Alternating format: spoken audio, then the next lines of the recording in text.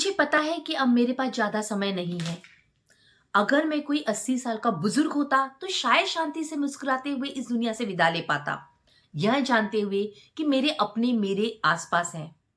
लेकिन मेरे लिए ऐसा करना बहुत मुश्किल है क्योंकि मैं सिर्फ 22 साल का हूँ। नमस्कार, मैं ऋषिभा अरुंदेकर, अरुंदेकर्स वेल्थ मैनेजमेंट की फाउंडर। ये मेरी दूसरी कहानी है जो अज्ञात लेखक के किताब से ली गई है, जिसका इंग्लिश से मैंने हिंदी में ट्रांसलेट करके आपके लिए लेकर आई हूं।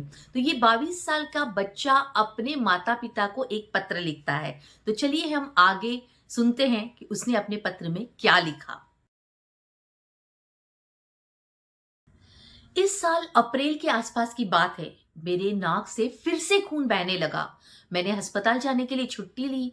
डॉक्टर को शक हुआ कि मुझे खून से जुड़ी कोई बीमारी है। उन्होंने मुझे दूसरे अस्पताल जाने की सलाह दी।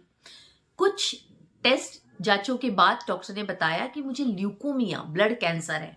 मैं पूरी तरह से टूट गया। मुझे यकीन ही नहीं हुआ कि मैंने अभी अभी क्या सुना है। मेरे साथ ही क्यों? मैंने ऐसा क्या किया है जो मुझे यह सब झेलना पड़ रहा है? मैं हार मानना चाहता था, लेकिन मेरे माता पिता ने साफ कहा कि वे मुझे बचाने के लिए जो भी कर सकते हैं करेंगे। हालांकि वे अभी अभी रिटायर हुए थे, फिर भी उन्होंने एक पल की भी देरी नहीं की मेरे इलाज के लिए। उन्होंने अपना घर बेच दिया और अपनी सारी जमा पूंजी खर्च कर दी। उन्होंने ये सिर्फ एक वजह से किया और वो था प्यार। उनके इस प्यार के बदले मैंने खुद से एक वादा किया कि मैं हर हाल में जिंदा रहने की कोशिश करूंगा। लेकिन नवंबर आते आते मेरी हालत और बिगड़ गई। कैंसर की कोशिकाएं 80% तक बढ़ गई थी। मुझे तेज बुखार रहने लगा और मुंह में छाले हो गए। जब मैं इलाज के बिलों का ढेर देखता और यह सोचता कि मेरे माता पिता को इन पैसों का इंतजाम कैसे करना पड़ेगा, तो मुझे लगने लगा कि मेरी लड़ाई अब खत्म होने वाली है।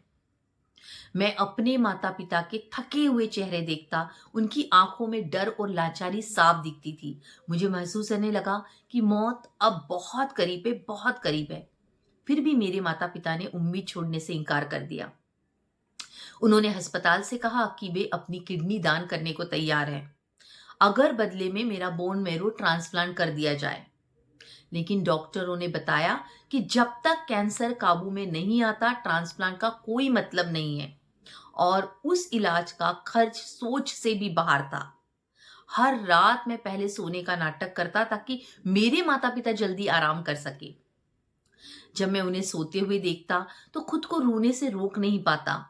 हर दिन वे और ज्यादा थके हुए लगते। उनके चेहरों की झुर्रियां और गहरी होती जा रही थी।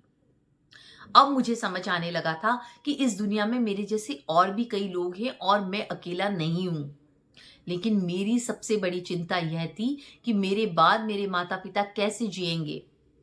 मैं उनका इकलौता बच्चा हूं। उन्होंने मुझे बहुत प्यार और देखभाल से पाला है। मैं उनका बहुत बड़ा कर्जदार हूं। कोई है जो मेरे माता पिता की मदद कर सके, उन्हें चैन से जीने दे, बिना उन कर्जों की चिंता के जिन्हें चुकाने में दशक लग जाएंगे।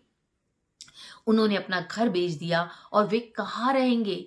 वे अभी अभी रिटायर हुए हैं। क्या उन्हें सड़कों पर सोने और भीख मांगने के लिए छोड़ दिया जाएगा?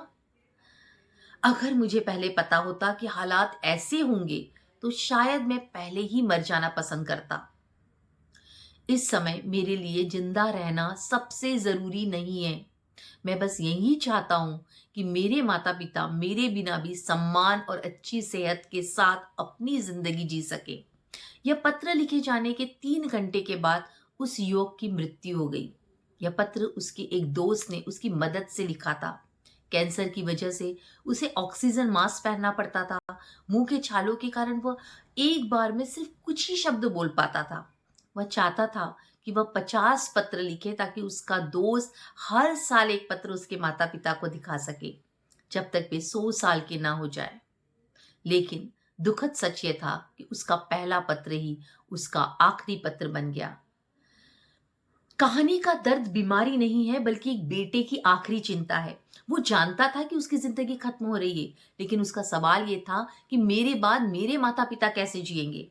कभी कभी सबसे बड़ा डर खुद के जाने का नहीं, पीछे छूट जाने वालों का होता है। इसलिए जिंदगी में सिर्फ प्यार काफी नहीं होता, जिम्मेदारी की तैयारी भी जरूरी होती है। ताकि हमारे माता पिता को कभी किसी से मदद मांगनी ना पड़े। हर माता पिता अपने बच्चों के लिए सब कुछ कर देते हैं, लेकिन सवाल ये है कि क्या हम भी उनके लिए वक्त रहते अपनी जिम्मेदारी निभाते हैं? प्लानिंग आज की जाए ताकि कल माँ बाप अकेले ना पड़े।